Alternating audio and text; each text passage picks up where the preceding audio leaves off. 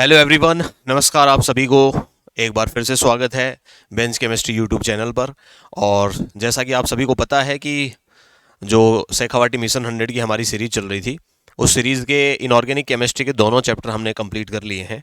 तो अगर आपने वो वीडियोस नहीं देखे हैं तो मैं आपसे कहना चाहूँगा कि एक बार उन वीडियोस को आप ज़रूर देख लें। काफ़ी इन्फॉर्मेटिव वीडियो हैं और काफ़ी आपको हेल्प होने वाली है एग्ज़ाम पॉइंट ऑफ व्यू से। उसके बाद हम लोग जो है आज स्टार्ट करने जा रहे हैं। पहला चैप्टर हमारा ऑर्गेनिक केमिस्ट्री का हैलोजन व्युत्पन्न, जिसको एल्किल और एरिल हैलाइड भी आप कहते हैं। और इस चैप्टर में हम लोग कोशिश करेंगे कि जो भी बेसिक्स हैं, वैसे तो क्लास 11 जो है उसमें आप बेसिक्स सीखते हैं, लेकिन फिर भी मैं कोशिश करूंगा कि क्योंकि ऑर्गेनिक केमिस्ट्री का वेटेज भी ज़्यादा है क्लास 12th में। और दूसरी बात, बहुत सारे स्टूडेंट्स ऐसे होते हैं जिनको ऑर्गेनिक केमिस्ट्री में समस्याएं रहती हैं, और उसका रूट कोज जो है, उसका जो मेन कारण है वो बेसिक्स ही होता है। अगर आपके बेसिक्स अच्छे नहीं है तो ऑर्गेनिक केमिस्ट्री जो है वो आपको थोड़ा परेशान करती है। तो कोशिश मेरी ये रहेगी कि हम बीच बीच में जो बेसिक बातें होती हैं उनको भी हम डिस्कस करें, और जो हमारे एग्ज़ाम पॉइंट ऑफ व्यू से जो भी चीज़ें हैं उनको भी मैं आपको अच्छे से बताता हुआ चलूँ। और चैप्टर जो है वो आपको पता ही है, हेलो एल्केन और हेलो एरीन है, ऑर्गेनिक केमिस्ट्री का पहला चैप्टर। यहाँ की अगर हम लोग बात करें तो सबसे पहले जो क्वेश्चन है वो हम डिस्कस करने जा रहे हैं वो है ऑब्जेक्टिव क्वेश्चन, वस्तुनिष्ठ प्रश्न। इसमें जो पहला सवाल है हमारा वो है क्रियाशीलता का। आपसे ये पूछा गया है कि एल्किल हैलाइडों की जो क्रियाशीलता है उसका घटता क्रम क्या होगा। तो देखो, एल्किल हैलाइड जो है इनकी क्रियाशीलता जो है ये आपसे कई क्वेश्चन से संबंधित सवाल बन सकता है यहाँ से। जैसे एक तो मैं मेन जो है वो बता देता हूँ। अगर हम लोग बात करें नाभिक स्नेह प्रतिस्थापन अभिक्रियाओं की, जो SN1 और SN2 आप पढ़ते हैं, वहां पर आपसे ये सवाल पूछ सकता है कि SN1 और SN2 जो आपकी अभिक्रियाएं हैं उनमें एल्किल हैलाइड जो है उनकी क्रियाशीलता का क्रम क्या रहेगा। सीधा लिख के पूछ सकता है कि नाभिक स्नेह प्रतिस्थापन अभिक्रियाओं में एल्किल हैलाइडों की क्रियाशीलता का क्या क्रम रहेगा। एक अभिक्रिया ल्यूकास अभिकर्मक की होती है भाई। ल्यूकास अभिकर्मक जो रिएक्शन करता है अल्कोहल के साथ, वहां पर भी आपसे क्रियाशीलता से संबंधित सवाल पूछा जा सकता है। ठीक है, तो यहां अगर हम लोग बात करें तो क्रियाशीलता जो है उसका जो क्रम है वो रहने वाला है RI, RBI और RCl। कारण की अगर मैं बात करूं, वैसे तो जहां तक मेरा मानना है कारण आपसे शायद नहीं पूछेगा, छोटा क्वेश्चन यहां से बनता है, फिर भी आपको कारण पता होना चाहिए। होता यह कि R का मतलब आपको पता है कार्बन। ठीक है, अगर मान लो मैं ये कह दूं कि भाई हैलोजन जो भी है हमारे आयोडीन, Br और Cl, इनके साथ एक जैसा कार्बनिक समूह लगा हुआ है। ठीक है, तो जैसे कार्बन के साथ आयोडीन जुड़ा हुआ है, एक जगह कार्बन के साथ Cl लगा हुआ है, एक जगह कार्बन के साथ लगा हुआ है आपका Br। ठीक है, तो ऐसी स्थिति में हमें अगर पूछे कि भाई क्रियाशीलता जो है वो RI की सबसे ज्यादा क्यों है, तो इसका कारण ये होता है कि कार्बन और आयोडीन के बीच में जो बंध बनता है ना, ये बंध जो है ये सबसे पुअर होता है, कमजोर होता है। इसमें आयनिक लक्षण सबसे कम होते हैं। तो यहां से जो आयोडीन है वो I- के रूप में सबसे जल्दी निकलता है, और जो कार्बन से जितना जल्दी निकल जाएगा रिएक्शन जो है वो उतनी ही जल्दी स्टार्ट हो जाएगी। उसके बाद में आता है आपका कार्बन और Br। ठीक है, कार्बन Br जो है उसकी क्रियाशीलता आती है। उसके बाद में कार्बन Cl आता है, और देन उसके बाद में आता है कार्बन फ्लोरीन। तो ये रीजन भी मैंने थोड़ा आपको बता दिया, उम्मीद करता हूं आपको समझ में आया होगा। क्योंकि कार्बन आयोडीन बंध में सबसे ज्यादा सहसंयोजी लक्षण होते हैं और सबसे कम आयनिक लक्षण होते हैं। आयनिक बंध मजबूत होता है, प्रबल होता है सहसंयोजक से। तो अगर यहां आयनिक लक्षण न्यूनतम है तो मजबूती सबसे कम होगी, और मजबूती सबसे कम होगी तो इसका टूटना सबसे आसान होगा। ठीक है भाई, तो रीजन मैंने थोड़ा सा आपको बता दिया है, उम्मीद करता हूं समझ गए होंगे आप। उसके बाद आगे चलते हैं। तो शल्य चिकित्सा में निषेचक के रूप में प्रयुक्त हैलोजन यौगिक कौन है। तो भाई ये जो यौगिक है आपका हैलोथेन होता है, याद रखिएगा। NCERT में लिखा हुआ भी है, ये हैलोथेन यूज करते हैं निषेचक के रूप में। ठीक है, बेहोश करने के लिए। उसके बाद जो अगला सवाल है वो बिल्कुल बेसिक है। ये जो भी हैलाइड आपको नजर आ रहे हैं यहाँ पर अलग अलग प्रकार के, ये इस पूरे चैप्टर में काम में आते हैं। इनका भी आपको पता होना चाहिए, इनके संकरण से संबंधित सवाल भी बनता है, उसको भी मैं बता दूंगा। तो आप 1 बाय 1 इनको समझते हुए चलिएगा। एलिलिक हैलाइड है, बेंजिलिक है, वाइनिलिक है और एरिल है, फिर हम मैच कर लेंगे, पहले हम इसको समझते हैं। तो देखो, सबसे पहली अगर मैं बात करूं तो एलिलिक हैलाइड क्या होता है। एलिलिक की बात करूं मैं तो आप पहचान करना तभी सीख पाएंगे जब आप इनको लिख करके एक बार खुद से देखेंगे। एलिलिक हैलाइड का मतलब होता है CH2 डबल बॉन्ड के साथ में CH, सिंगल बॉन्ड के साथ में CH2, और यहां आपने कोई क्या लगा दिया, हैलोजन। कहने का मतलब ये है कि भाई एलिलिक हैलाइड में दो कार्बन ऐसे होते हैं जिनका संकरण sp2 होता है और एक कार्बन जो होता है वो संकरण रखता है sp3। यही कार्बन होता है जिसको एलिलिक कार्बन कहा जाता है। यह है आपका एलिलिक कार्बन। तो इस एलिलिक कार्बन पे अगर आप X लगा देते हैं तो एलिलिक हैलाइड बन जाएगा, अगर आप OH लगा देते हैं तो एलिलिक एल्कोहल बन जाएगा। अगला चैप्टर जो एल्कोहल फिनोल ईथर है तो वहां फिर आएगा ये, तो वो एलिलिक एल्कोहल बोला जाएगा। ठीक है, तो ध्यान रखें ये एलिलिक कार्बन होता है जो sp3 होता है, ये भी ध्यान रखें। ठीक है भाई। उसके बाद में एक हैलाइड और है जिसकी बात हम लोग करेंगे, वो है आपके पास में बेंजीलिक हैलाइड। बेंजीलिक हैलाइड, तो देखो बेंजीलिक हैलाइड की अगर मैं बात करूं तो बेंजीलिक का मतलब होता है कि एक आपके पास में एरोमेटिक रिंग होती है 6 मेंबर्ड, उसके साथ में बाहर जो एक कार्बन लगा रहता है ब्रांचिंग वाला, इस कार्बन को कहा जाता है क्या? Benzylic carbon. ये आपका बेंजीलिक कार्बन है। और ये जो बेंजीलिक कार्बन होता है ये भी sp3 होता है, आप इतना समझते होंगे क्योंकि इस कार्बन के भी 4 सिग्मा बॉन्ड हैं और 4 सिग्मा बॉन्ड का मतलब संकरण क्या हो जाएगा? sp3। अगर आप इस बेंजीलिक कार्बन पे हैलोजन जोड़ देते हैं तो ये बेंजीलिक हैलाइड बन जाएगा, OH लगा देते हैं तो बेंजीलिक एल्कोहल बन जाएगा। ठीक है।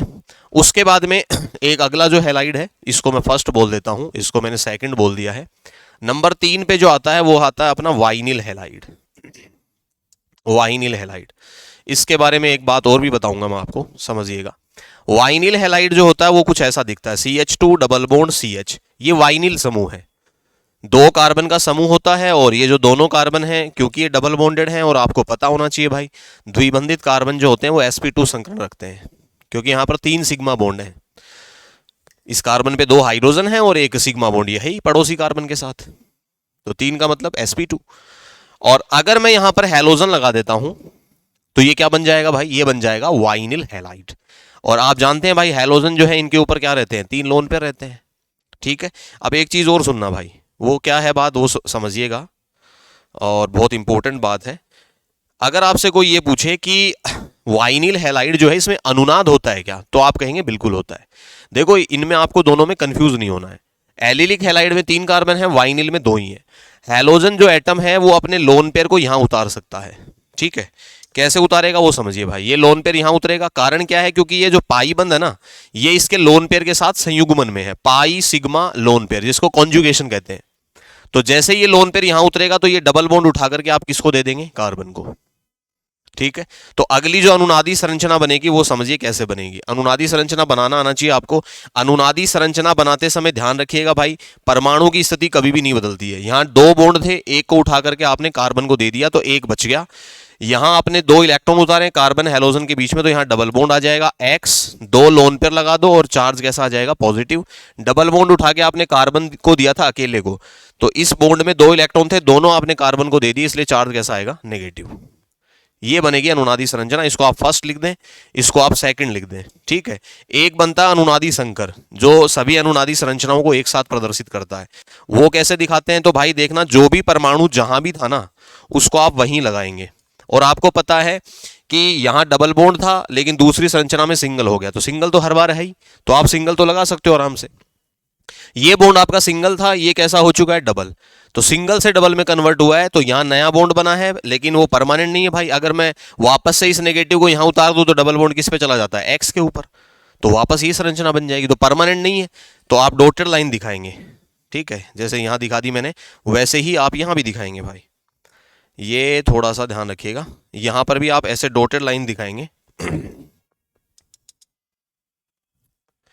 सही है। आवेश कैसे दिखाया जाता है? इस कार्बन के ऊपर पहले नेगेटिव चार्ज नहीं था लेकिन दूसरी संरचना में आया तो आप पार्शियल नेगेटिव दिखाएंगे, आंशिक ऋणावेश। हैलोजन पे पॉजिटिव नहीं था लेकिन दूसरी संरचना में आ गया तो यहां पर भी आप क्या दिखाएंगे? आंशिक धनावेश। ये होता है अनुनादी संकर। तो उम्मीद करता हूं भाई आपको ये बात समझ में आ गई होगी। एक बात और बता देना चाहता हूं, वो बात यह है कि भाई आपसे कोई ये पूछे कि वाइनिल हैलाइड के कार्बन हैलोजन बंध में द्विबंध के लक्षण आ जाते हैं अनुनाद के कारण, क्या ये बात सही है? तो आप कहेंगे हाँ बिल्कुल सही है, हमारे सामने है, वाइनिल हैलाइड में अनुनाद हो रहा है। तो वाइनिल हैलाइड के कार्बन हैलोजन बंध में कौन से लक्षण आ गए हैं? द्विबंध लक्षण आ गए हैं। ठीक है, इससे हैलोजन की क्रियाशीलता कम हो जाएगी क्योंकि कार्बन हैलोजन बॉन्ड जो है वो स्ट्रॉन्ग हो रहा है। सिंगल से डबल में जाने का मतलब स्ट्रॉन्ग हो रहा है, मजबूत हो रहा है, दो बॉन्ड हो गए तो मजबूती आ गई, तो क्रियाशीलता क्या हो जाएगी? कम, क्योंकि उसके निकलने की जो टेंडेंसी है, उसके निकलने का जो नेचर है, निकलने की जो प्रकृति है, वो क्या हो जाएगी भाई? कम हो जाएगी। ठीक है, तो उम्मीद करता हूं आप इस बात को समझ गए होंगे। और एलिलिक हमने डिस्कस कर लिया, बेंजिलिक हो गया, वाइनिलिक हो गया। एल्किल हैलाइड क्या होता है? एल्किल हैलाइड ये होता है, देखो CH3 CH2X, मान लो ऐसे कुछ लिखा हुआ है, ठीक है। तो जनरली तो इसको RX से प्रदर्शित करते हैं एल्किल हैलाइड को, लिख देता हूं मैं यहां पर, यह है आपका एल्किल हैलाइड। अब R जो है, इसका मतलब ये है कि भाई यहां इस R में एक कार्बन भी हो सकता था, दो भी, तीन भी। तो एल्किल हैलाइड में कोई भी कार्बन के बीच में कोई डबल बॉन्ड नहीं होगा भाई, ठीक है, ध्यान रखिएगा। और वैसे ये सारे ही एल्किल हैलाइड आप ये कह सकते हैं, ठीक है, क्योंकि ये जो भी ग्रुप है ना, इनको एल्किल बोलते हैं। ये एल्किल हो गया, ये भी एल्किल ओवरऑल। और स्पेशल नेम देना हो तो ये एलिलिक है, ये बेंजिलिक है, ये वाइनिल है, ठीक है। तो कॉमन जो इन सब समूहों को एक साथ अगर हम बोलें तो आप बोल सकते हैं कि ये सारे ही एल्किल हैलाइड है, ठीक है। तो ये कहानी थी भाई हमारे पास में, और जो मेन फोकस हमारा रहने वाला है वो इन्हीं हैलाइड्स पे रहने वाला है। एक एरिल हैलाइड है, एरिल हैलाइड और देखें भाई, इसको मैं मिस कर रहा था, 3, 4 और नंबर 5 यहां लिख रहा हूं। एरिल हैलाइड क्या होता है? एरिल का मतलब होता है एरोमेटिक रिंग। तो एरिल हैलाइड की बात जो है वो सुनिए भाई ध्यान से। एरिल हैलाइड का मतलब है कि 6 मेंबर रिंग है, इस 6 मेंबर रिंग के अंदर 3 पाई बंद होते हैं, जिसको आप बेंजीन बोलते हैं, और इसके ऊपर आपने क्या लगा दिया? हैलोजन। तो इसको बोला जाता है एरिल हैलाइड, ठीक है। यहां पर भी वही कहानी है भाई, जो रिंग का पाई बंद है वो लोन पेयर के साथ संयुग्मन में, तो आप इस लोन पेयर को यहां उतारेंगे तो डबल बॉन्ड किसके ऊपर चला जाएगा भाई? कार्बन के ऊपर। तो यहां भी कार्बन हैलोजन बंध में द्विबंध के लक्षण है, इस बात को ध्यान रखिएगा, क्योंकि आगे मैं यूज करने वाला हूं इस चीज का, ठीक है। तो दो कैटेगरी में हम पढ़ने वाले हैं, जितने भी हैलोजन व्युत्पन्न है उन सबको दो कैटेगरी में डिवाइड करते हैं मोटे तौर पे। एक तो एल्किल हैलाइड और दूसरा एरिल हैलाइड। एल्किल हैलाइड जो है वो आप ये कह सकते हैं कि पर्टिकुलरली तो वैसे ये होता है एल्किल हैलाइड, एल्किल समूह, वैसे एल्किल समूह ये सारे ही हैं, और एक हमारा एरिल हैलाइड, क्योंकि ये सब एलिफेटिक है और ये एरोमेटिक है, ठीक है। और स्पेशल इंडिकेशन दे आपको, इनमें से एलिलिक पूछे, बेंजिलिक पूछे, वाइनिल पूछे, तो आपको ध्यान रखना है। बढ़ते हैं आगे भाई, काफी टाइम हमने इस पे दे दिया है, अब कंफ्यूजन नहीं रहना चाहिए किसी भी प्रकार का, टाइम भले लग जाए लेकिन चीजों को क्लियर करते हुए चलना है, ठीक है। तो जैसे यहां पर आप देख पा रहे होंगे, वाइनिलिक हमने पढ़ लिया, बेंजिलिक हमने पढ़ लिया, और एलिलिक हमने पढ़ लिया, और एक अपना एरिल पढ़ लिया, ठीक है। तो जनरली रिप्रेजेंट कैसे करते हैं इसको आप मिला सकते हैं आराम से। एलिलिक का मतलब क्या हो गया? एलिलिक का मतलब हो गया कि मेरे पास में देखो इसने CH2X लिख रखा है यहाँ पर, सिर्फ CH2X, तो इस कै को आप किससे मिला देंगे? कै को मिला देंगे फोर्थ से, दो डबल बॉन्डेड कार्बन, एक sp3 कार्बन, उसके ऊपर X। उसके बाद में बेंजिलिक की बात करें तो ये बेंजिलिक हो गया है, वले के बाहर एक कार्बन और आगे, देखो C6H5 का मतलब रिंग है, उसके बाहर एक कार्बन है, इसका मतलब बेंजिलिक है। वाइनिलिक का मतलब दो डबल बॉन्डेड कार्बन होंगे, देखो ये रे, और उसके ऊपर हैलोजन लगा दो सीधा, तो इसको यहां मिला दो आप। और एक हमारा बच गया, कौन सा? एक हमारा बच गया है एरिल हैलाइड। तो 6 मेंबर रिंग के ऊपर सीधा हैलोजन जुड़ा हुआ है, कोई कार्बन नहीं है, देखो 6 कार्बन के अलावा कोई कार्बन नहीं है, C6H5X। तो आंसर हमारा द बनता है भाई। अब इसमें कोई गलती नहीं रहनी चाहिए, उम्मीद करता हूं आप समझ गए होंगे। थायोनिल क्लोराइड क्या होता है? तो भाई थायोनिल क्लोराइड जो है वो SOCl2 को बोला जाता है, इसको हम पढ़ेंगे डार्जन अभिक्रिया में, इसी को हम काम मिलेंगे, बहुत इंपॉर्टेंट है, याद रखना SOCl2। संरचना की अगर मैं बात करूं, अगर आपसे संरचना बनवाए तो देखो या संरचना बना देता हूं मैं। सल्फर, इसके साथ में एक तो डबल बॉन्डेड ऑक्सीजन, और इसके ऊपर जुड़े हुए रहते हैं 2 Cl, ये है SOCl2। आपसे कह दे भाई कि SOCl2 बना करके दिखाओ, तो ये है SOCl2। जैसे कार्बोनिल होता है ना CO, वैसे ही होता है SO, ठीक है। तो ये कहानी है SOCl2 की। चलते हैं आगे। सल्फर जो है ना उसके ऊपर एक लोन पेयर भी रहता है, क्योंकि सल्फर के संयोजी कोष में 6 इलेक्ट्रॉन होते हैं, एक यहाँ है, 2, 3, 4, 5 और 6। बढ़ते हैं आगे। उसके बाद में जो नेक्स्ट क्वेश्चन है, आपको एक रिएक्शन लिख करके दी गई है और पूछा गया है कि उपरोक्त अभिक्रिया कौन सी अभिक्रिया है। तो वैसे तो एमीन वाले चैप्टर की रिएक्शन अगर आपने पढ़ी हुई है तो, और इसको डाई एजोटीकरण बोलते हैं भाई, ठीक है। डाई एजोटीकरण क्या होता है, आप कैसे पहचानोगे? तो देखो अगर आपको 1 डिग्री एमीन मिला हुआ है, ठीक है, चाहे वो एलिफेटिक हो चाहे एरोमेटिक हो, ये 1 डिग्री एमीन है, और इस कंपाउंड का नाम भी आपको पता होना चाहिए। इस कंपाउंड को बोला जाता है एनिलीन, ये एनिलीन है। अगर आपको 1 डिग्री एमीन दे रखा है, NH2 आपको नजर आ रहा है, और कंडीशंस में आपको NaNO2 + HX नजर आ रहा है, तो याद रखिएगा भाई, ऐसी कंडीशन में होता यह है कि आपका जो NH2 है ना वो N2X- में, लवण में कन्वर्ट हो जाता है और इसको बोला जाता है बेंजीन डाइएजोनियम हैलाइड। अगर X माइनस की जगह Cl होता तो बेंजीन डाइएजोनियम क्लोराइड बन जाता। तो दो नाइट्रोजन आ गए हैं तो डाई एजो जो है वो दो नाइट्रोजन के लिए यूज किया जाता है, तो इसलिए इसको कहा जाता है डाई एजोटीकरण अभिक्रिया, दो नाइट्रोजन के कारण। ठीक है, आगे चलते हैं भाई। विन्यास का प्रतिपन पाया जाता है भाई, विन्यास का प्रतिपन कौन सी अभिक्रियाओं में पाया जाता है? तो SN1 और SN2 जो नाभिक स्नेह प्रतिस्थापन अभिक्रिया के दो प्रकार हैं, दोनों में ही विन्यास का प्रतिपन पाया जाता है। SN1 में भी होता है, SN2 में भी होता है। ठीक है, SN2 में तो आपको पता है ना पूर्णतया ही प्रतिपन होता है। SN1 में दोनों होते हैं, धारण भी होता है, प्रतिपन भी होता है। क्या होते हैं इनको हम आगे पढ़ेंगे डिटेल में, धारण और प्रतिपन क्या होते हैं। अगले सवाल पे चलते हैं। अगला सवाल जो है हमारे पास में वो है RI, RBR, RCl, RF क्रियाशीलता का उपयुक्त क्रम किस क्रियाविधि से संबंधित है? तो भाई अभी मैंने बताया था आपको, ये जो ऑर्डर है आपकी क्रियाशीलता का, ये आपकी SN1 के लिए भी यही ऑर्डर रहता है, SN2 के लिए भी यही ऑर्डर रहता है। ध्यान रखिएगा भाई, ये छोटी छोटी बातें, इनको गलत नहीं करना बिल्कुल भी। दोनों के लिए सेम रहता है क्योंकि दोनों ही नाभिक स्नेह प्रतिस्थापन अभिक्रिया है, दोनों में ही पुराना नाभिक स्नेह बाहर निकलता है और नया जुड़ता है। ठीक है, आगे आने वाली है दोनों रिएक्शन। अगला सवाल, निम्न में से कायरल यौगिक कौन है? तो देखो भाई, कायरल का मतलब क्या होता है? कायरल का मतलब होता है ऐसे यौगिक जिनमें किरेल केंद्र उपस्थित हो। कौन सा केंद्र? किरेल केंद्र उपस्थित हो। या फिर आपको यह भी ध्यान रखना भाई, किरेल केंद्र को असम्मित केंद्र भी बोला जाता है। क्या होता है किरेल केंद्र? नाम जरूर सुना होगा आपने। किरेल केंद्र का मतलब होता है किसी भी कंपाउंड में, किसी भी यौगिक में ऐसा कार्बन जिसकी चारों संयोजकताओं पर अलग अलग परमाणु या समूह जुड़े होते हैं, उस कार्बन को हम किरेल केंद्र कहते हैं। कैसे चेक करेंगे? देखिए भाई, मैं आपसे कहूं कि जैसे ये कार्बन है आपका, ये तो सामने दिख रहे हैं भाई, एक ही कार्बन पे तीन है तो इनकी तो संभावना ही नहीं है। खैर, इस कार्बन की अगर मैं बात करूं तो देखो, इस कार्बन पे एक तो CH3 लगा हुआ है, एक Br लगा हुआ है, एक CH2CH3 पूरा समूह लगा हुआ है, एक हाइड्रोजन लगा हुआ है। तो पहले ही ऑप्शन में ये जो कार्बन आपका, इस कार्बन की चारों संयोजकताओं पे अलग अलग परमाणु या अलग अलग समूह हैं, तो इस कार्बन पे मैं स्टार लगा देता हूं भाई। स्टार लगाने का मतलब ये है कि भाई ये जो कार्बन है वो मेरा कायरल कार्बन है, और जिस यौगिक में कायरल कार्बन होता है, किरेल केंद्र होता है, वो यौगिक जो है आपका वो कायरल होता है। कायरल का मतलब क्या होता है वो समझे भाई। कायरल का मतलब होता है ऐसा यौगिक जो आपके समतल ध्रुवित प्रकाश को, आपसे अगर ये पूछे कि किरेल यौगिक क्या होते हैं, परिभाषा लिखो आप, तो समतल ध्रुवित प्रकाश जो होता है, जिसको शॉर्ट में PPL कहते हैं, समतल ध्रुवित प्रकाश को घूर्णित करता है। क्या करता है? घूर्णित करता है, मतलब घुमा देता है। उसका जो वास्तविक प्लेन होता है, जिस तल में PPL रहता है, उस तल से या तो दक्षिणावर्त घूमता है या फिर वामावर्त घूमता है। PPL का जो अभिविन्यास है उसमें परिवर्तन कर देते हैं। ऐसे यौगिकों को हम कायरल यौगिक कहते हैं। पढ़िएगा जरूर, डेफिनेशन को पूछ सकता है। बाकी किसी में भी आप चेक कर लेना भाई खुद से, किसी में भी ऐसा कार्बन नहीं है जिसकी चारों संयोजकताओं पे अलग अलग परमाणु या अलग अलग समूह हो। अगला सवाल भी इसी से संबंधित है कि रेसेमिक मिश्रण क्या होता है। तो सुनिए भाई ध्यान से, रेसेमिक मिश्रण का मतलब होता है कि ऐसा मिश्रण जिसमें किसी यौगिक का D समावयव तथा L समावयव दोनों बराबर मात्रा में उपस्थित हो। अब D समावयव क्या होते हैं, L समावयव क्या होता है? तो D समावयव का मतलब होता है कि भाई ऐसा समावयव, समावयव तो समझते हैं, ऐसे यौगिक जिनका अणुसूत्र क्या होगा, समान होगा, लेकिन जो समतल ध्रुवित प्रकाश है उसके प्रति उन यौगिकों का व्यवहार अलग अलग होगा। तो ये दोनों यौगिक आपस में समावयव हो गए या प्रकाशिक समावयव हो गए।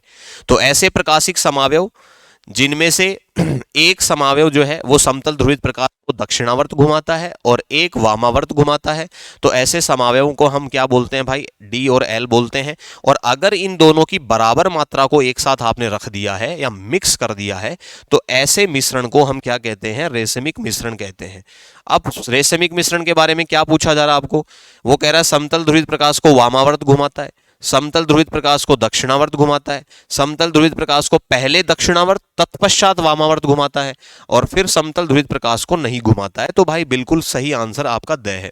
समतल ध्रुवित प्रकाश को कहीं भी रोटेट नहीं करता है, क्योंकि एक समावयव अगर दक्षिणावर्त घुमा रहा है तो दूसरा वामावर्त, जो ओवरऑल रोटेशन होगा, ओवरऑल घूर्णन जो होगा उसका क्या हो जाएगा? 0। तो परिणामी घूर्णन शून्य रहता है, नहीं घुमाता है भाई। तो ये आंसर हो जाएगा अपना। अगला सवाल क्या है? CH3 CH2 Br, और ये आपको कुछ हैलाइड लिख करके दिए गए हैं, और उस में पूछा जा रहा है कि ये जो हैलाइड हैं, सॉरी, इनमें क्रियाशीलता का क्या क्रम रहेगा भाई, और कौन सी अभिक्रिया के लिए पूछा जा रहा है? SN1 के लिए पूछा जा रहा है। तो SN1 के लिए मैं एक बात आपको यहाँ पे बता देता हूँ, हालांकि डिटेल बात होगी जो वो आगे होगी।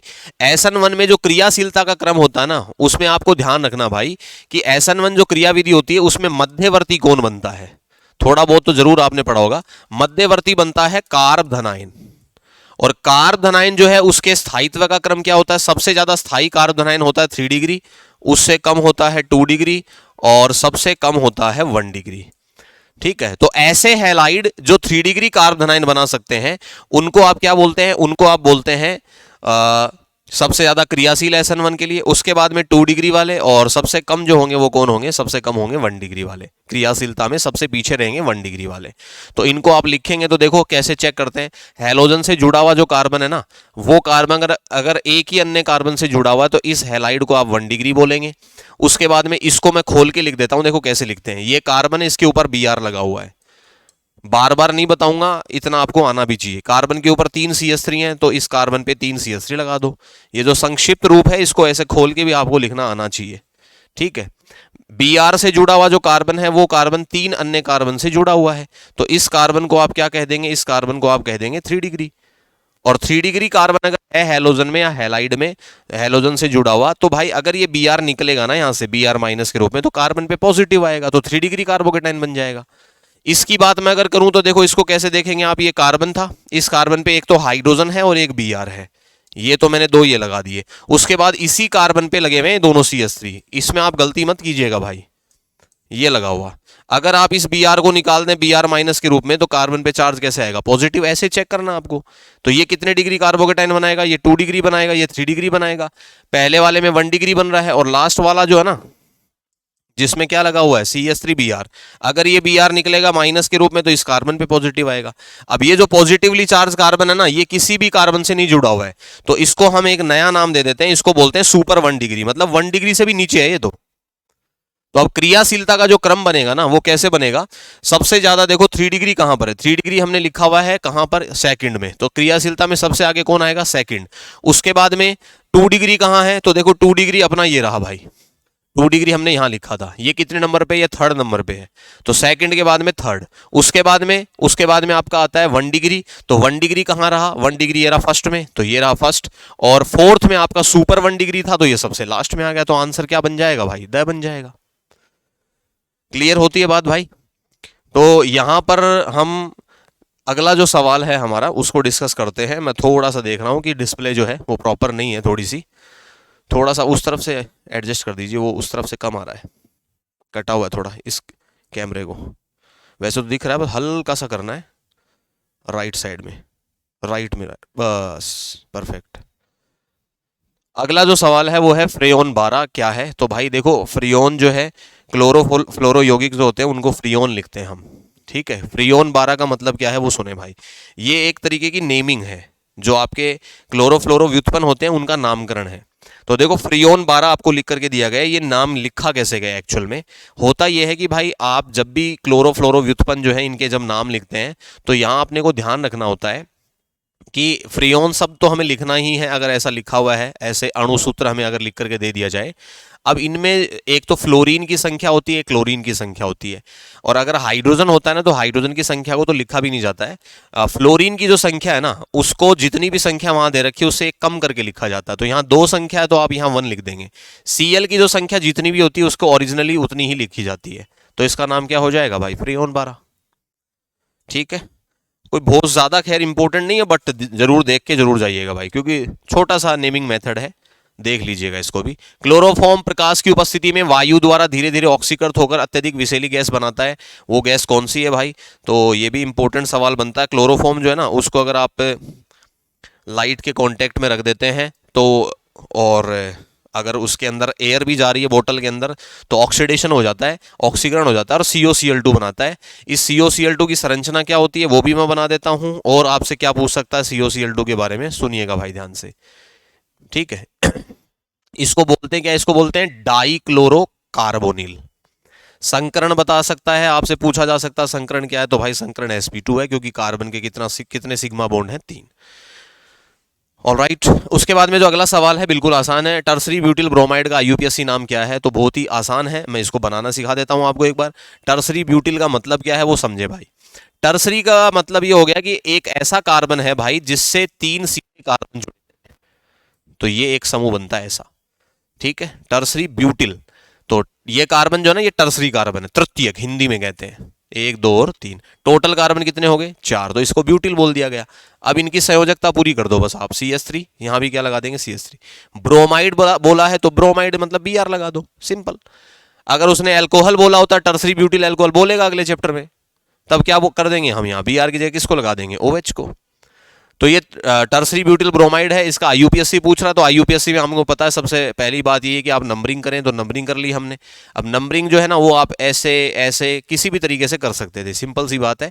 प्रतिस्थापी जो है ना, वो कौन कौन है? सबसे पहला काम ये IUPAC नेमिंग में गलती मत करना, सवाल जरूर आएगा भाई बोर्ड में। और सबसे पहला तरीका ये है कि आप सबसे पहले प्रतिस्थापी का नाम लिखें। तो मेरे पास 2 प्रतिस्थापी हैं, एक तो ये है भाई CH3, और ये मेरे पास में क्या है? ये मेरे पास में हैलोजन है। और अगर मैं बात करूं भाई नेमिंग की, तो नेमिंग में हमें पता है भाई प्रतिस्थापी को ही लिखा जाता है सबसे पहले। 2 प्रतिस्थापी हो गए। मैथिल है, इसको M से लिखा जाता है, और ब्रोमाइड को B से लिखा जाएगा, ब्रोमो के रूप में। ठीक है, अल्फाबेट में पहले कौन आता है? अल्फाबेट में पहले B आता है, तो नाम क्या हो जाएगा भाई? 2 ब्रोमो। उसके बाद में आप लिखेंगे 2 मैथिल। जो भी प्रतिस्थापी है वो कौन से कार्बन संख्या पे लगा हुआ उसको लिखें। फिर आप ये देखें कि भाई इसमें चेन में कितने कार्बन है, तो 3 कार्बन है जो सिंगल बॉन्डेड है भाई आपस में, तो क्या लिख दोगे भाई? Propane, simple. 2 bromo 2 Maithil propane, तो आंसर क्या बन जाएगा भाई? ए बन जाएगा। ठीक है, ये गलतियां नहीं होनी चाहिए भाई। निम्न हैलाइडों में हैलोजन से जुड़े कार्बन परमाणु का संकरण के साथ सुमेलित क्या है? एक एक बता दिया मैंने, ठीक है, शुरुआत में बता दिया था, तो इसको आप खुद करोगे। अग्निशामक के रूप में प्रयुक्त यौगिक कौन है भाई? तो अग्निशामक के रूप में कार्बन टेट्राक्लोराइड को यूज किया जाता है, याद रखिएगा। 4 कार्बन टेट्राक्लोराइड। ठीक है भाई, तो ये कहानी है, इसको याद रखिएगा। सर्वाधिक कार्बन हैलोजन आबंध लंबाई वाला यौगिक कौन है? तो सुनिए भाई, मैं शुरुआत में पहला ही क्वेश्चन हमारा यही था, सबसे ज्यादा जो बॉन्ड लेंथ है ना वो कहां मिलेगी? तो देखो एक बात बताता हूं आपको, कार्बन के साथ चाहे आप F लगा रहे हैं, कार्बन के साथ आपने Cl लगा दिया, कार्बन के साथ आपने Br लगा दिया, कार्बन के साथ आपने I लगा दिया, कार्बन तो सब जगह कॉमन है। मैं किसको बदल रहा हूं? केवल हैलोजन को। हैलोजन सबसे बड़ा आकार कौन किसका है भाई? आयोडीन का। जितने बड़े आकार का परमाणु होगा बंध लंबाई उतनी ज्यादा होगी, सिंपल बात है। ठीक है, तो और इसीलिए बंध लंबा होता है ना तो बंध दुर्बल हो जाता है, और बंध दुर्बल है तो जल्दी टूटेगा, इसीलिए तो क्रियाशीलता में सबसे आगे रहता है। तो भाई आंसर क्या हो जाएगा भाई? CH3I। अगला सवाल, दिए गए विकल्पों में से कौन सा एल्किल हैलाइड SN1 अभिक्रिया तीव्रता से करेगा? तो भाई 3 डिग्री हैलाइड है पहले वाला, यही सेम पीछे मैंने लिख करके समझाया आपको। तो 3 डिग्री हैलाइड है अपना, और ये 3 डिग्री हैलाइड जो है इसकी रिएक्शन सबसे फास्ट होगी। ठीक है, अगला क्वेश्चन क्या है? अगला क्वेश्चन है अपने पास में, क्लोरीन युक्त प्रतिजैवी क्लोरोम्फेनिकोल कौन से रोग के इलाज में प्रभावी है? याद करना पड़ेगा, आंत्र ज्वर जिसको टाइफाइड कहते हैं। ठीक है, और आपको NCERT में लिखा हुआ मिल जाएगा, चैप्टर जो है उसका पहले पेज पे ही मिल जाएगा। ल्यूकास अभिकर्मक क्या है? बहुत इंपॉर्टेंट सवाल है। सांद्र HCl प्लस ZnCl2 का मिश्रण ल्यूकास अभिकर्मक है, अल्कोहल के विभेदीकरण में भी प्रयुक्त होता है, करेंगे आगे बात। वर्तमान में क्लोरोफॉर्म का प्रमुख उपयोग कौन से फ्रेओन प्रशीतक बनाने में होता है? तो R22 है, याद करना पड़ेगा। आइसोप्रोपिल क्लोराइड का IUPAC नाम क्या है? तो आइसोप्रोपिल क्लोराइड, बार बार आएगा भाई, इनको याद करो। आइसोप्रोपिल को कब याद होगा? ये एग्जाम आ चुका है। आइसोप्रोपिल समूह है। अगर Cl लगा तो क्लोराइड, Br लगा तो ब्रोमाइड, OH लगा तो अल्कोहल। ठीक है, अब उसने क्या बोला था भाई? आइसोप्रोपिल क्लोराइड बोला है, तो Cl लगा दो यहां पे। अब आप क्या करोगे? नंबरिंग करोगे तो लॉन्गेस्ट चेन लेनी होती है हमें, सबसे बड़ी श्रृंखला कार्बन की कंटिन्यूअस में। ले लिया। अब देखो प्रतिस्थापी कौन है? 2 पे Cl है, तो क्या बोल देंगे भाई? 2 क्लोरोप्रोपेन। ठीक है, नेक्स्ट सवाल, एल्किल हैलाइड कौन सी मुख्य अभिक्रिया देते हैं? तो भाई नाभिक स्नेह प्रतिस्थापन देते हैं, बात करेंगे आगे SN1 और SN2 जिसका नाम सुना होगा आपने। उसके बाद में एक कंपाउंड और लिख करके दिया है, और कह रहा है इसका IUPAC नाम बताओ। किताब का ही क्वेश्चन है, और ऐसा क्वेश्चन आपको देगा क्योंकि आप ऐसे जो ये आपका बॉन्ड लाइन नोटेशन बोलते हैं इसको, बॉन्ड लाइन नोटेशन दिखते ही जो है हम घबरा जाते हैं कि यार ऐसे लिखा हुआ आ गया, अब गलती हो जाएगी हमसे। गलती नहीं होगी, कॉन्सेप्ट क्लियर होनी चाहिए। हमें सबसे पहले देखना कि भाई स्ट्रक्चर में कहीं पर क्रियात्मक समूह तो नहीं है। तो देखो यहाँ डबल बॉन्ड है, तो नंबरिंग जो है वो क्रियात्मक समूह के अनुसार होती है। यहां पर आप सबसे पहले नंबरिंग करेंगे इस कार्बन से, कार्बन इस पे 1 आएगा, यहां आएगा 2। अब ऊपर जाऊंगा तो 3 ही कार्बन शामिल हो पाएंगे, तो मैं नीचे आया तो इस वाले कार्बन को 3 और एक बार और नीचे उतरूंगा तो इस वाले कार्बन को 4। अब क्या करेंगे आप देखो, प्रतिस्थापी कौन कौन है। प्रतिस्थापी आपका CH3 है, प्रतिस्थापी आपका Br है। प्रतिस्थापी को सबसे पहले लिखते हैं, तो पहले सबसे पहले भाई प्रतिस्थापी जो Br है उसको लिखा जाएगा। ध्यान रखना भाई, हाइड्रोजन प्रतिस्थापी नहीं होता है, उसको लिखने मत बैठ जाना आप, है ना। अपने अनुभव बता रहा हूं मैं, जो आप गलतियां करते हो। तो यहां पर आपकी कार्बन संख्या 3 पे Br है तो आप लिखेंगे 3 ब्रोमो, फिर कार्बन संख्या 2 पे CH3 है तो 2 मेथिल। टोटल कार्बन कितने हैं, 4, तो ब्यूट। और कार्बन संख्या 1 पे डबल बॉन्ड है तो 1 इन। सिंपल है। तरीका यह है कि भाई सबसे पहले प्रतिस्थापी लिखा जाता है पोजीशन के साथ, मतलब कौन से कार्बन पे वो लगा हुआ है। और अगर एक से ज्यादा प्रकार के प्रतिस्थापी हैं तो आप अल्फाबेट के अकॉर्डिंग लिखो।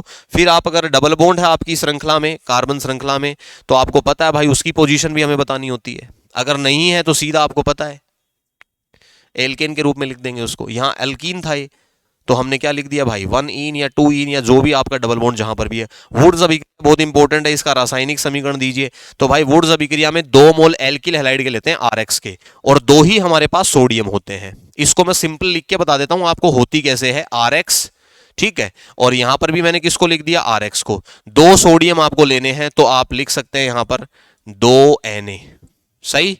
तो ये X minus Na plus, X minus और Na प्लस, 2 Na है मेरे पास। तो होगा क्या भाई, ये जो Na प्लस और X माइनस है ना भाई, ये तो जाएंगे बाहर, और R और R आपके जो है ना ये दोनों जुड़ जाएंगे। इसको सरल वुड्स अभिक्रिया बोलते हैं, जिसमें एक ही प्रकार के आपको एल्किल हैलाइड लेने हैं, दोनों सेम है RX RX। और अगर एक से ज्यादा प्रकार के एल्किल हैलाइड लिए हुए हैं, जैसे मैं कह दूं कि एक तो मेरे पास RX है और एक मैंने ले लिया R-X, तो ये और समझ लो, वैसे यहां लिखा हुआ नहीं है बट फिर भी देख लो भाई। इसको मिश्रित वुड्स अभिक्रिया बोलते हैं, जिसमें एक से ज्यादा प्रकार के एल्किल हैलाइड है। मतलब यहां R और R- का मतलब आप जानते होंगे, दोनों एल्किल हैलाइडों में जो आपका एल्किल समूह वो एक जैसा नहीं है, ठीक है। तो ऐसी स्थिति में क्या होता है भाई, यहां पर एल्केन का मिश्रण बनता है। सवाल पूछ भी सकता आपसे, इतना तो हक बनता है बोर्ड का भी। मिश्रित वुड्स में एल्केन का मिश्रण बनता है। तो मिश्रण कैसे बनेगा, देखो, एक तो इस R को R- के साथ जोड़ दो, जैसे हम ऊपर जोड़ा करते थे, ठीक है। दूसरा तरीका, दूसरा जो उत्पाद बनेगा वो कैसे बनेगा, R को R के साथ ही जोड़ दो। अब सर आप कहोगे कि सर हमने तो एक ही तो मोल लिया है, तो भाई अभिक्रिया मिश्रण में तो बहुत सारे मोल हैं। ये सवाल आते हैं दिमाग में कि सर एक ही है तो कैसे आएगा दूसरा अर्थ, आ जाएगा भाई, क्योंकि अभिक्रिया मिश्रण में एक से ज्यादा मोल है। और R- को आप R- के साथ ही जोड़ दो, तो कितने प्रकार के उत्पाद बन गए भाई, 3 प्रकार के। तो एल्केन का मिश्रण बनता है। अगला क्वेश्चन है वुड्स फिटिंग अभिक्रिया। वुड्स फिटिंग में ध्यान रखने की बात यह है कि एक तो मेरे पास एल्किल हैलाइड होता है RX, और एक होता है एरिल हैलाइड, ठीक है। 2 सोडियम है तो यहां 2 Na ले सकते हो आप, 2 Na लेंगे तो दोनों से एक एक X ले जाएगा, ये R आपका रिंग पे आके जुड़ जाएगा, ठीक है। तो इसको आप बोलते क्या है, ये जो उत्पाद बना है इसका नाम क्या है, तो भाई ये एल्किल बेंजीन है। एल्किल समूह लगा हुआ है, छोटे छोटे जो कंपाउंड है इनके नाम आपको लिखने आने चाहिए, एल्किल बेंजीन। और अगर आप रासायनिक समीकरण में अभिकारकों के और उत्पादों के नाम लिख के आते हैं ना एग्जाम में, तो एक अलग इंप्रेशन पड़ता है, मतलब आपने मेहनत की है, ठीक है। तो कोशिश करें नाम लिखें। डीडीटी का पूरा नाम लिखिए, पैराडेस डाइक्लोरो डाइफेनिल ट्राइक्लोरोएथेन। लास्ट में स्ट्रक्चर दिखाऊंगा तो वहां एक बार फिर समझा दूंगा कि ये नाम कैसे लिखा गया। आ ही गया, मतलब यहीं आ गया। देखो, डीडीटी का निर्माण किससे होता है, तो क्लोरेल से और क्लोरोबेंजीन से होता है। ये बना के दिखा देता हूं मैं आपको, क्लोरेल और क्लोरोबेंजीन। समझिएगा भाई, इंपॉर्टेंट चीज है, ये भी हो सकता है आपसे पूछ भी ले कि डीडीटी बनता कैसे है। फिर इसमें हम बात कर लेंगे नेमिंग की भी। तो देखो, क्लोरेल क्या होता है, क्लोरेल का मतलब ये होता है कि ये कार्बन आपके पास, इस कार्बन पे 3 तो लगे हुए हैं Cl, ये क्लोरेल की कहानी है, बना देता हूं मैं। और C डबल बॉन्ड के साथ में ऑक्सीजन और H, ठीक है। इसके साथ में क्या लेना अपने को, इसके साथ में हमें लेना क्लोरोबेंजीन। तो देखो, क्लोरोबेंजीन को कैसे लिखेंगे आप, क्लोरोबेंजीन को ऐसे लिखेंगे,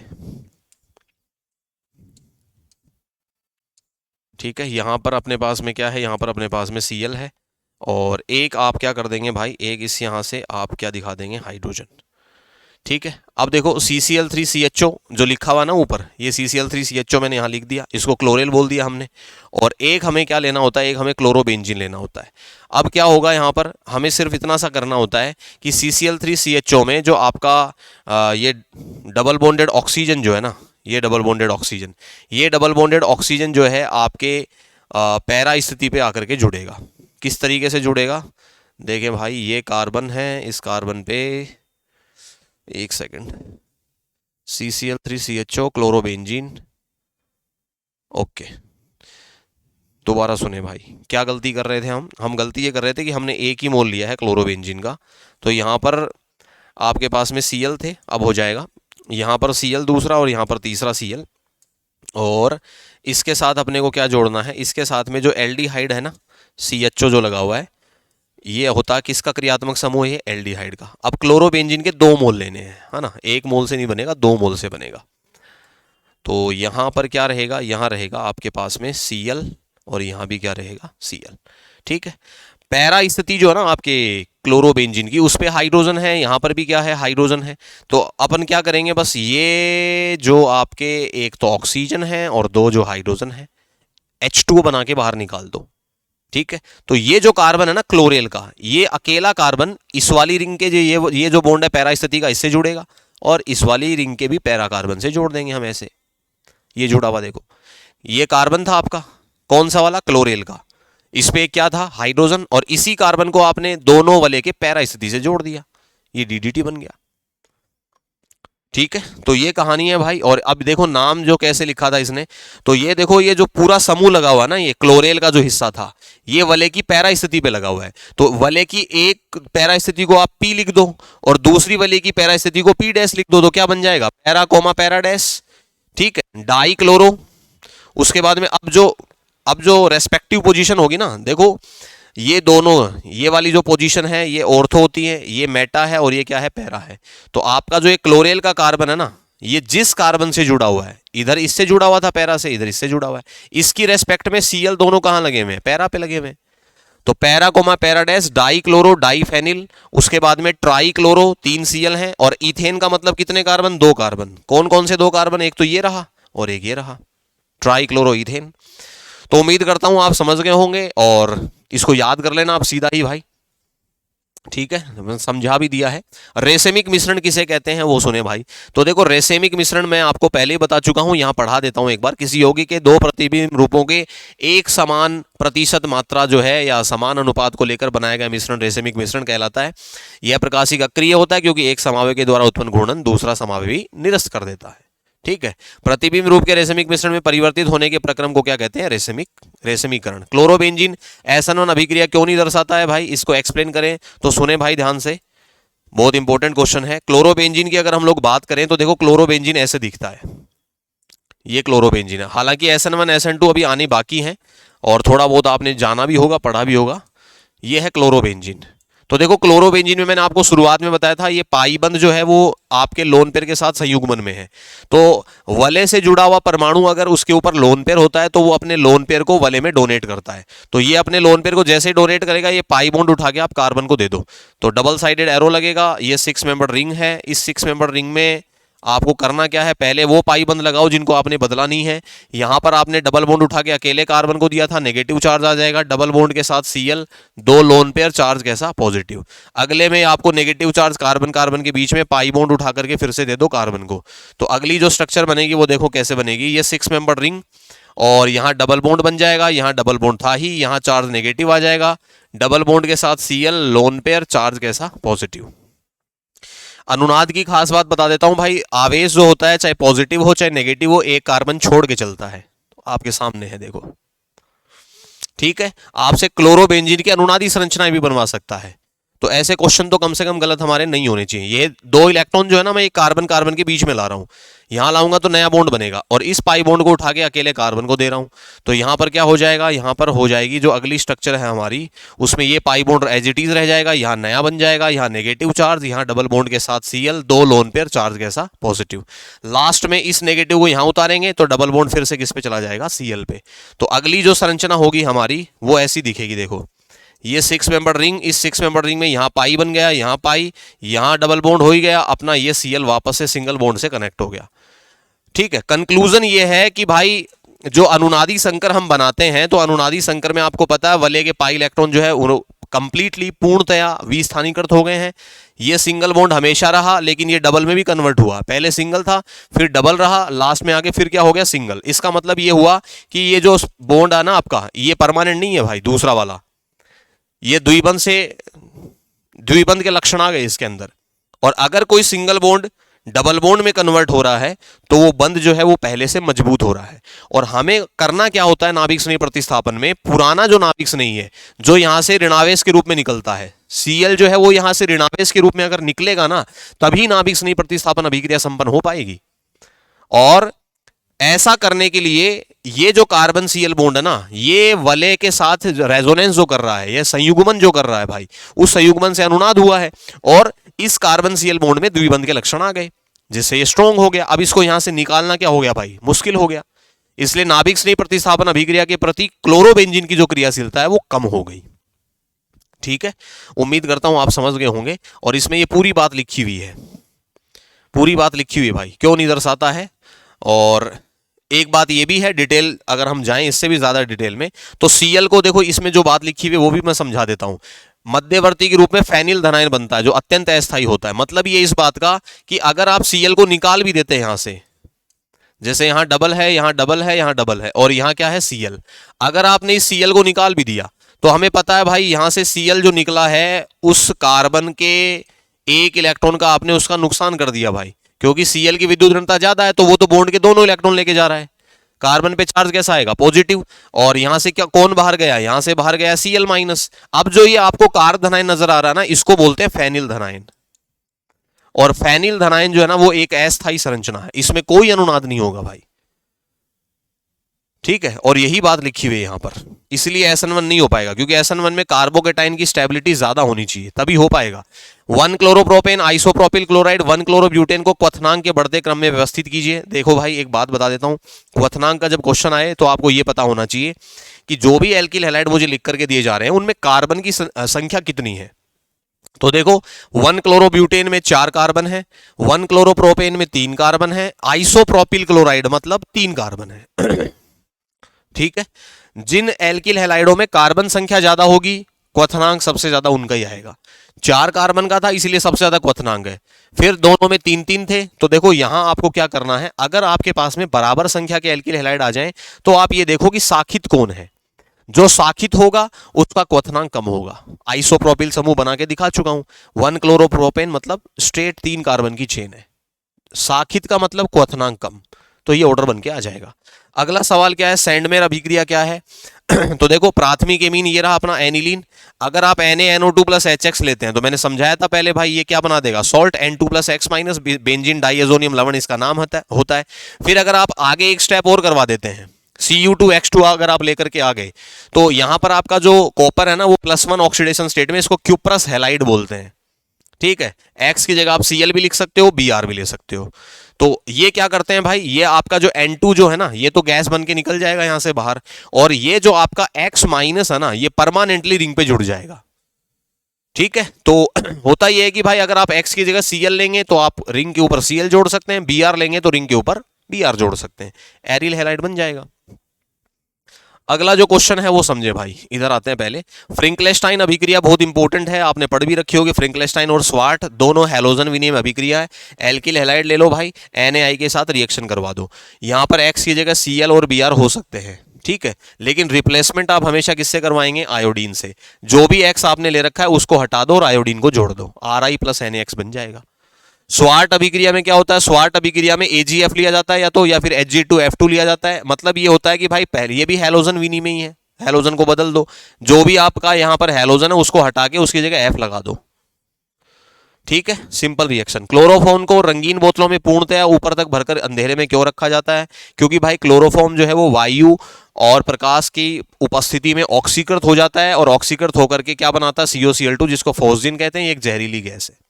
ठीक है, इसलिए बोतलों को आप पूरा भर के रखें ताकि उसमें हवा नहीं जा पाए अंदर। ठीक है, और अंधेरे में रखा जाता है। अगर आपकी लेबोरेटरी में, स्कूल की लेबोरेटरी में अगर है क्लोरोफॉर्म तो देखना, अब उसको डार्क प्लेस में ही रखा जाता है।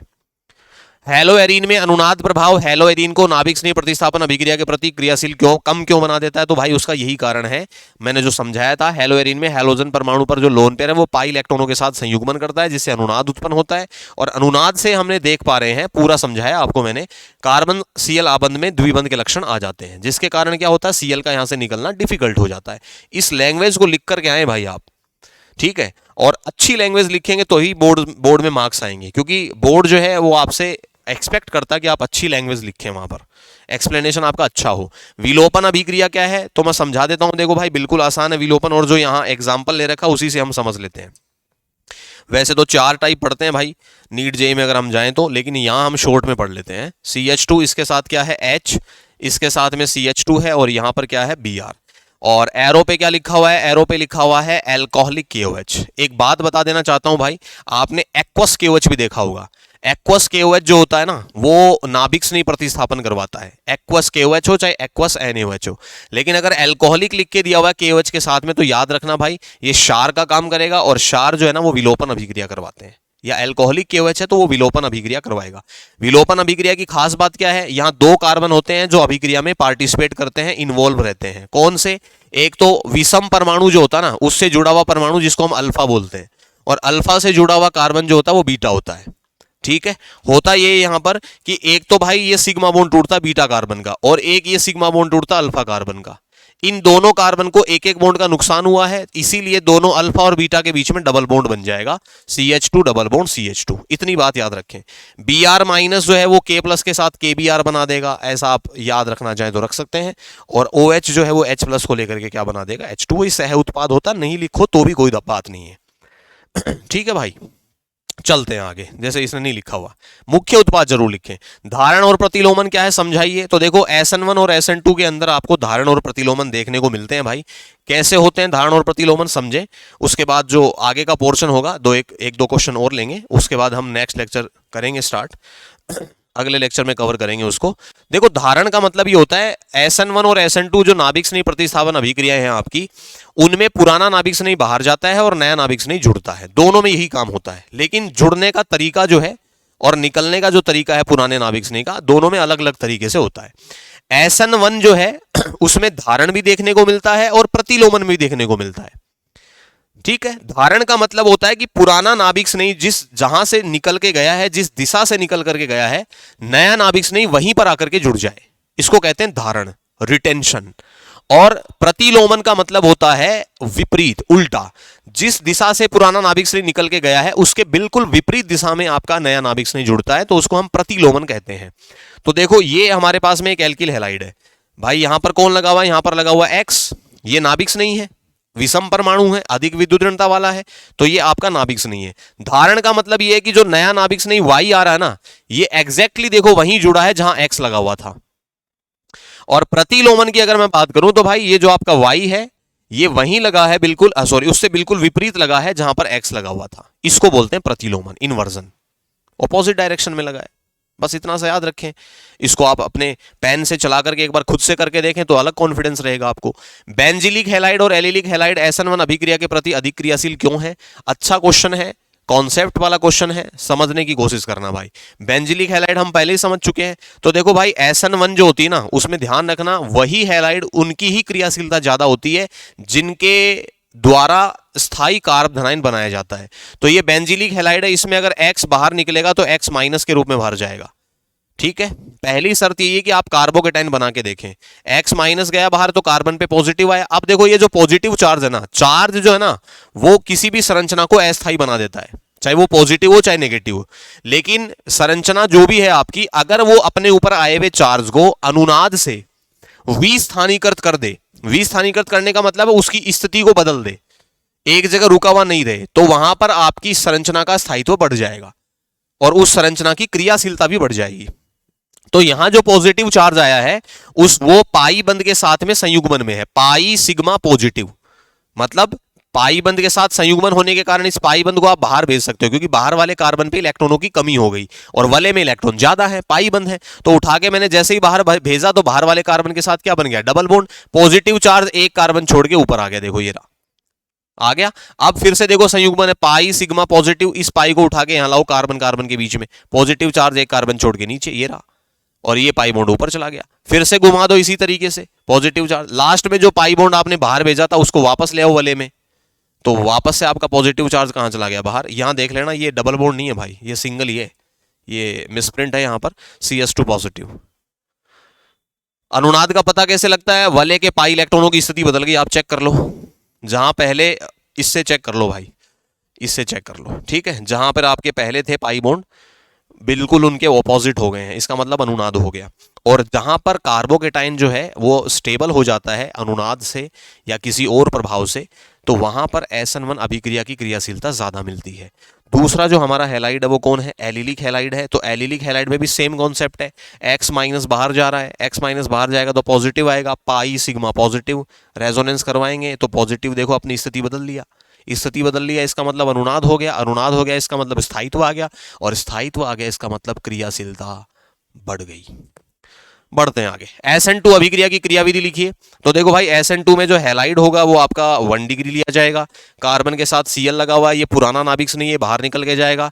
अब देखो ये जो OH माइनस आपका आ रहा है ना, ये नया नाभिक नहीं है, नया नाभिक नहीं, और इस अटैक को क्या बोलते हैं, आपने पढ़ा होगा भाई, इसको बैक अटैक बोलते हैं, और हिंदी में अगर लिखें तो इसको बोलते हैं पश्च आक्रमण, ज्यादा बेहतर है, क्योंकि हिंदी मीडियम में अगर आप हैं तो हिंदी में लिख के आए।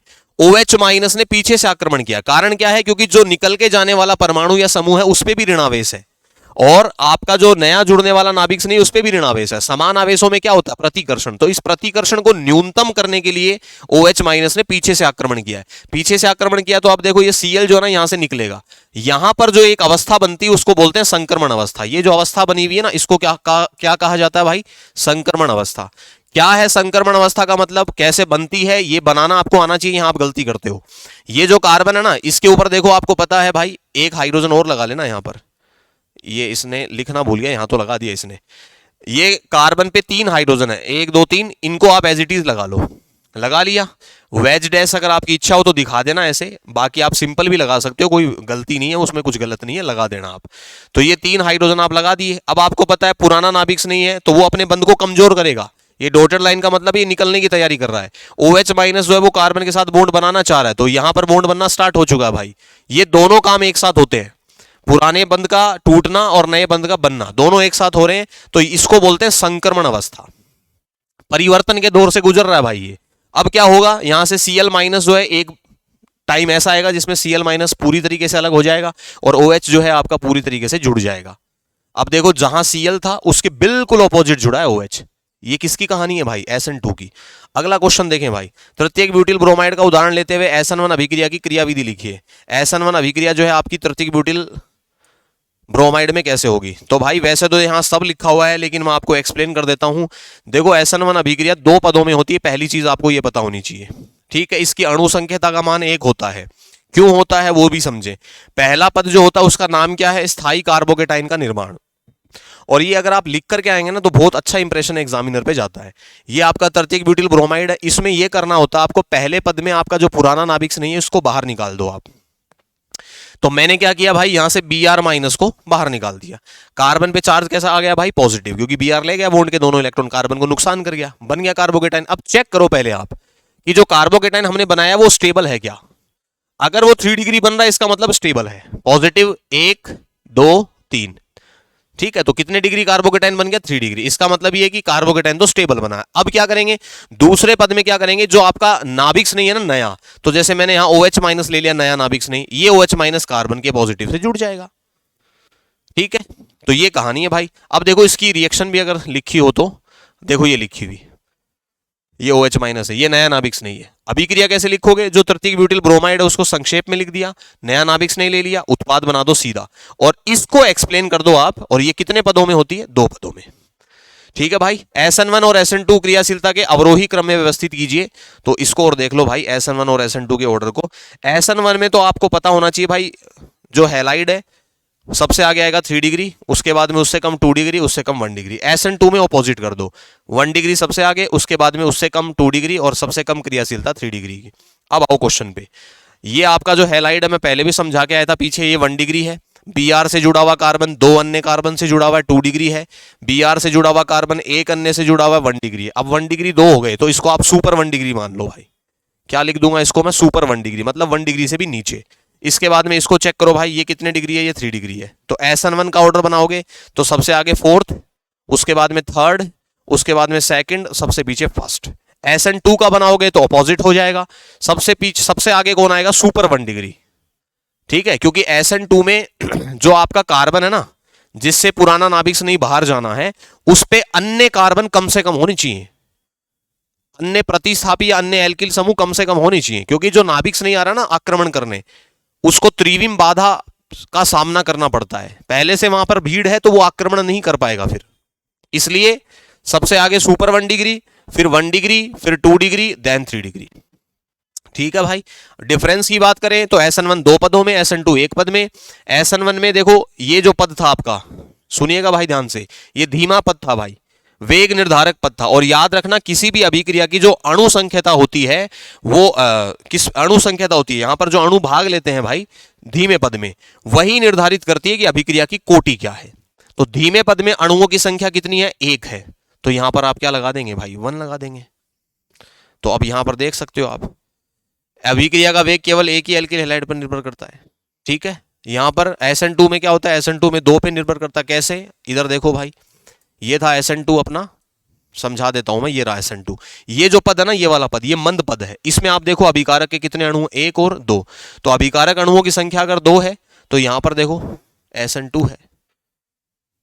ठीक है, तो बढ़ते हैं आगे भाई। इसके बाद में अगला जो अपना डिफरेंस है, मध्यवर्ती ग्रुप में SN1 में कार्बोकेटाइन और SN2 में क्या बनती है भाई, संक्रमण अवस्था। SN1 में एल्किल हैलाइडों की क्रियाशीलता बता चुका, SN2 में बता चुका, धारण प्रतिलोमन दोनों होते हैं SN1 में, SN2 में केवल क्या होता है, प्रतिलोमन। अगला क्वेश्चन, हेलो एल्किन की केसीएन से अभिक्रिया द्वारा मुख्य उत्पाद के रूप में एल्किल साइनाइड बनाते हैं, जबकि एजीसीएन से अभिक्रिया करके आइसोसाइनाइड प्रमुख उत्पाद के रूप में बनते हैं। सुनिएगा भाई इसको, देखो मैंने एल्किल हैलाइड लिया, एल्किल हैलाइड क्या होता है, RX। इसकी अभिक्रिया मैं 2 अलग अलग प्रकार के यौगिकों से करवा सकता हूं, या तो मेरे पास में क्या हो NaCN, या फिर मेरे पास में क्या हो KCN। इधर की बात करूं तो एक अलग यौगिक है मेरे पास में AgCN। होता यह है कि भाई NaCN और KCN दोनों में से कोई सा भी लिखा हो, आपको यह पता होना चाहिए ये आयनिक यौगिक होते हैं। कैसे यौगिक हैं, आयनिक यौगिक। और AgCN जो है वो एक सहसंयोजक यौगिक है, सहसंयोजक यौगिक। ठीक है, कंफ्यूज नहीं होना है भाई। AgCN जो होता है ना, इसमें आपको पता है भाई, मुझे दोनों में कॉमन चीज नजर आ रही है, वो है CN। ठीक है, CN जो है ना वो एक कैसा लिगेंड है, मैं यहां समझा देता हूं। CN एक उभयदंतुक लिगेंड है। उभयदंतुक लिगेंड क्या होते हैं, उभयदंतुक लिगेंड का मतलब ऐसे लिगेंड जिनमें दाता परमाणुओं की संख्या 2 होती है, लेकिन एक समय में केवल एक परमाणु ही दाता परमाणु का काम करता है। तो अगर बात करूं मैं दाता परमाणु की, तो दाता परमाणु कार्बन भी हो सकता है, दाता परमाणु नाइट्रोजन भी हो सकता है। अब कब तो कार्बन होगा और कब नाइट्रोजन होगा। यदि हम NaCN और KCN से अभिक्रिया करवा रहे हैं तो दाता परमाणु के रूप में काम में लिया जाता है कार्बन, और अगर हम AgCN से अभिक्रिया करवा रहे हैं तो दाता परमाणु का काम करता है नाइट्रोजन।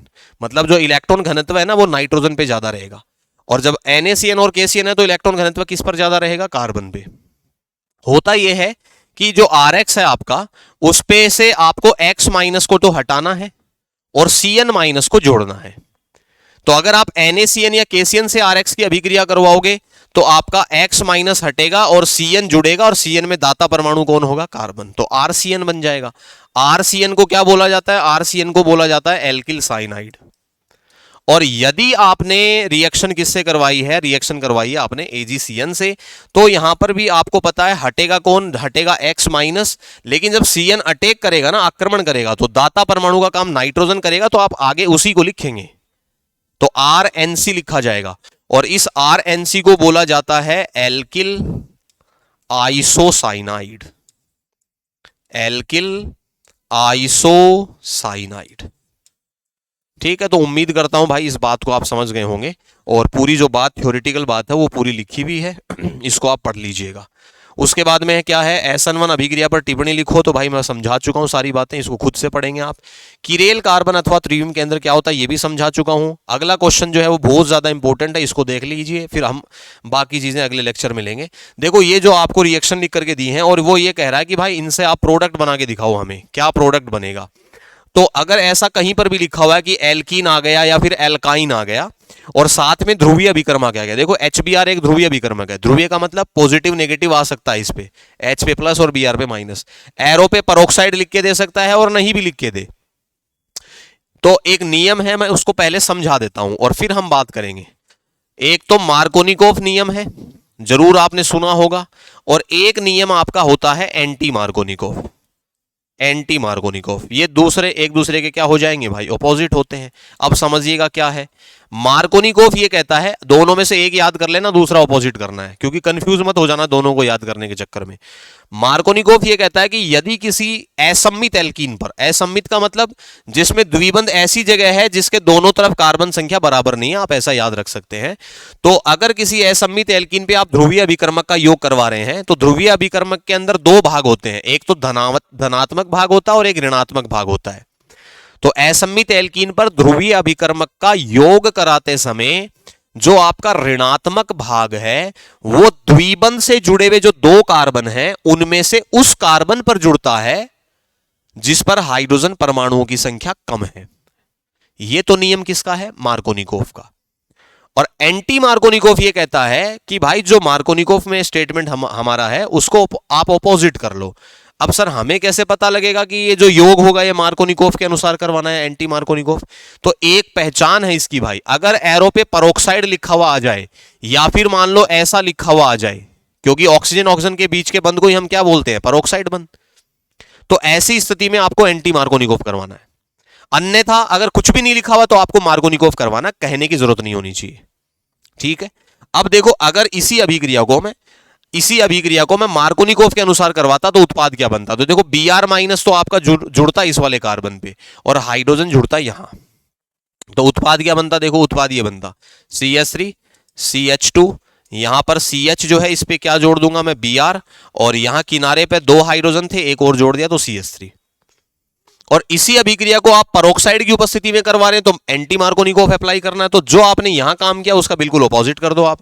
तो यहां क्या हो जाएगा भाई, CH3 CH2, यहां इस बार हाइड्रोजन आ जाएगा देखो इस कार्बन पे, और Br आपके किनारे पे चला जाएगा, तो किनारे पे जाएगा तो CH2Br होगा, यहां जुड़ेगा Br किनारे पे जहां पर हाइड्रोजन ज्यादा है पहले से, ये एंटी मार्कोनिकोव हो गया। ठीक है भाई, और आपसे अगर ये पूछ ले कि ये किस प्रकार की अभिक्रिया है, तो भाई ये योगात्मक अभिक्रिया है, विलोपन की विपरीत अभिक्रिया होती है ये। यहां पर पाई बंध टूटता है एक और उसकी जगह दो सिग्मा बनते हैं, आपके सामने बनाए हैं मैंने।